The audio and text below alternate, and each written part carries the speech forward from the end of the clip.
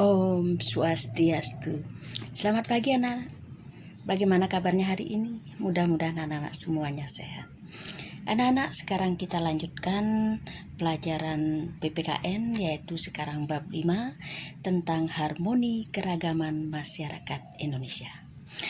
Nah, kalau kita lihat yang nomor A sekarang dulu, makna harmoni dalam keberagaman sosial budaya, ekonomi, dan gender dalam Bhinneka Tunggal Ika.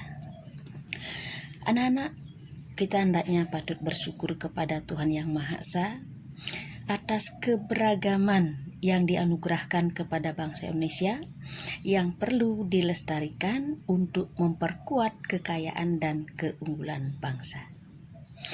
Nah, anak-anak, kita lihat yang pertama dulu, harmoni keragaman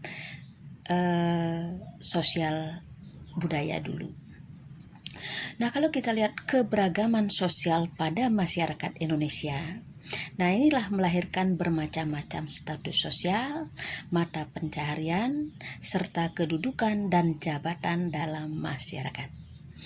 Nah, kita sebagai makhluk sosial tidak bisa hidup sendiri tanpa orang lain, sehingga keberagaman tersebut akan saling membutuhkan dan saling melengkapi. Keberagaman budaya masyarakat Indonesia memiliki ciri khas masing-masing yang dapat berupa: 1. Alat musik tradisional, kemudian yang kedua senjata tradisional, kemudian yang ketiga rumah adat, kemudian 4 lagu-lagu daerah, kemudian yang kelima kerajinan tradisional, kemudian yang keenam pakaian adat, yang ketujuh adalah bahasa daerah, yang kedelapan adalah makanan tradisional. Nah, itu yang kedua kita lihat sekarang, harmoni dalam keberagaman ekonomi masyarakat Indonesia. Nah, kalau kita lihat kondisi Indonesia atau kondisi ekonomi masyarakat Indonesia sangat berbeda-beda. Ada yang mampu, ada yang kurang mampu, kemudian ada yang miskin sekali, dan ada yang bergelimpangan harta.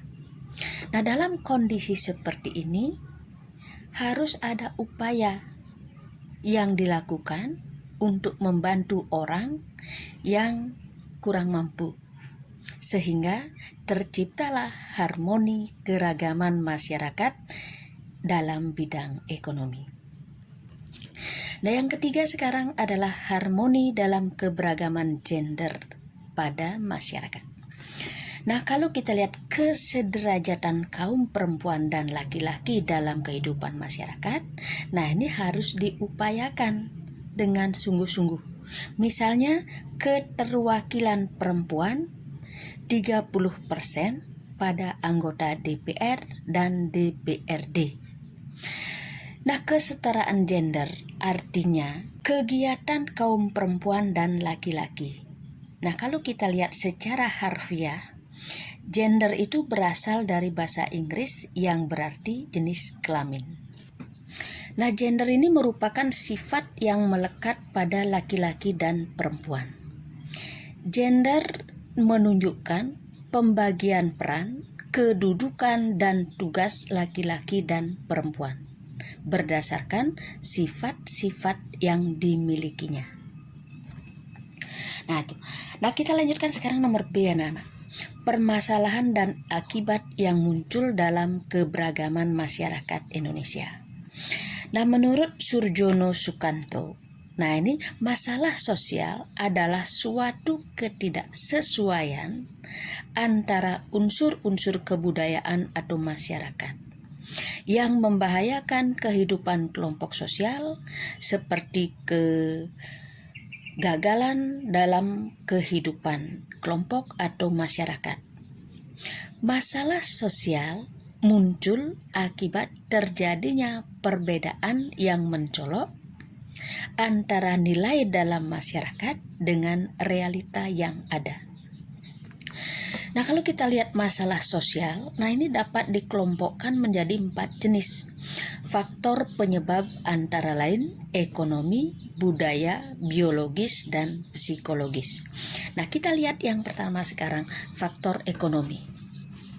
Permasalahan sosial yang disebabkan oleh faktor ekonomi, misalnya tidak seimbangnya antara pendapatan dan pengeluaran.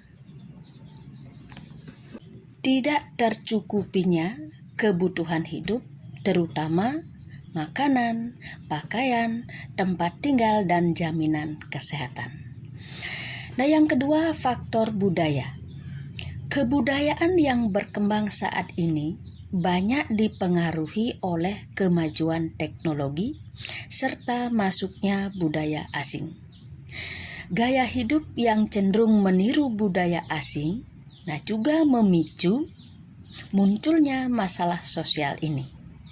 Dengan mempelajari atau mendalami pendidikan agama, nah ini dapat mencegah, menyadarkan atau menyaring budaya asing yang masuk ke Indonesia. Yang ketiga adalah faktor biologis. Faktor ini dapat menyebabkan timbulnya masalah sosial, seperti kurang gizi misalkan, penyakit menular, dan lain-lain. Hal ini terjadi karena kurangnya fasilitas-fasilitas kesehatan yang layak dan dapat menjadi juga karena kondisi ekonomi maupun pendidikan masyarakat yang tidak mencukupi. Nah, ini dapat muncul jika psikologis suatu masyarakat sangat rendah atau lemah. Faktor perilaku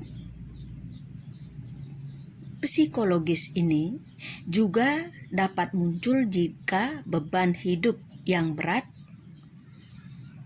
dirasakan oleh masyarakat, khususnya yang ada di daerah perkotaan.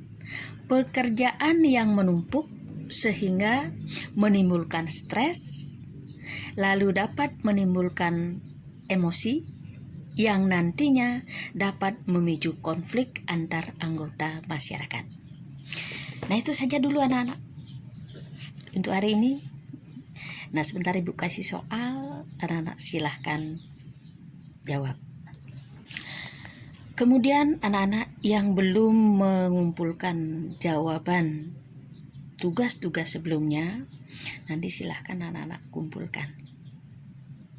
Ya, untuk hari ini Ibu akhiri sampai di sini. Ibu akhiri dengan Pramusanti. Om Santi Santi Santi Om.